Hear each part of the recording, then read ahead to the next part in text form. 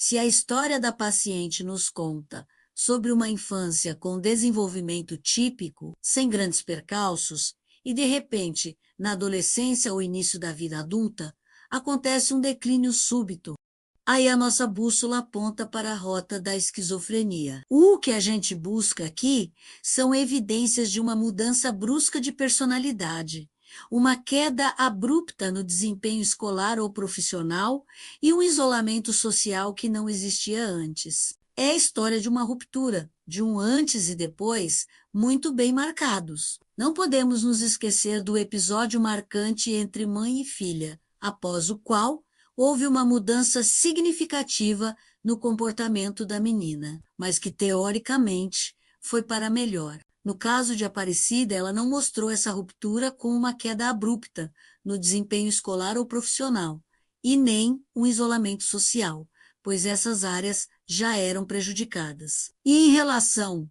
à mudança no comportamento frente à mãe, teoricamente, ela melhorou. Nesse ponto, não houve uma queda. Foi alfabetizada a muito custo pela mãe, que a ajudava a estudar todos os dias, repetindo as mesmas lições, até que ela aprendeu a ler e a escrever. Na escola, foi passando de ano até a 4ª série, com a nota mínima. Não se relacionava com ninguém, mas como era boazinha na sala de aula, ninguém percebeu alguma coisa errada. Em casa, outros problemas surgiam, pois não queria estudar na escola de pobre que a mãe a colocara perto de casa e não se relacionava com ninguém. Teve que ser convencida na marra. Mudança de cidade, mudança de escola, mais reclamações, agora dizendo que não queria estudar naquela escola, pois só tinha pobre e maloqueiro. E quando chegou na 5ª série,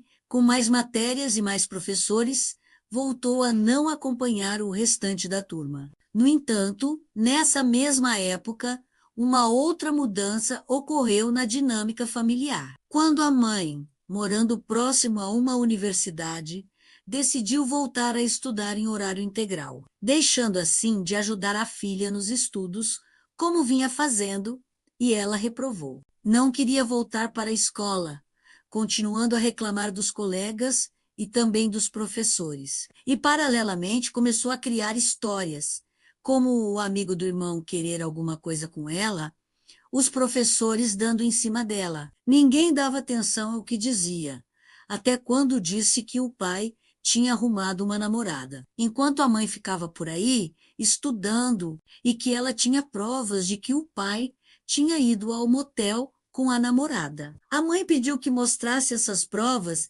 e ela trouxe algumas notas fiscais de compras que a mãe havia feito na Argentina para atestar o que estava dizendo. Uma luzinha de preocupação começou a surgir, mas como a mãe estava muito ocupada com seus estudos, deixou para lá. De repente, as histórias aumentaram em teor e frequência. Começou a falar que não ia mais para a escola, que lá só tinha marginais, e que todos ficavam dizendo que ela não era uma menina, que era sapatão, ou então dizia que professores e professoras pareciam querer atacá-la sexualmente dentro da sala de aula. Não teve quem a convencesse a voltar e reprovou mais uma vez. Desistiu também de um curso de computação, pelo mesmo motivo. Com a linha do tempo em mente, vamos para a segunda etapa, a fenomenologia dos sintomas. A grande questão aqui é: existe psicose verdadeira?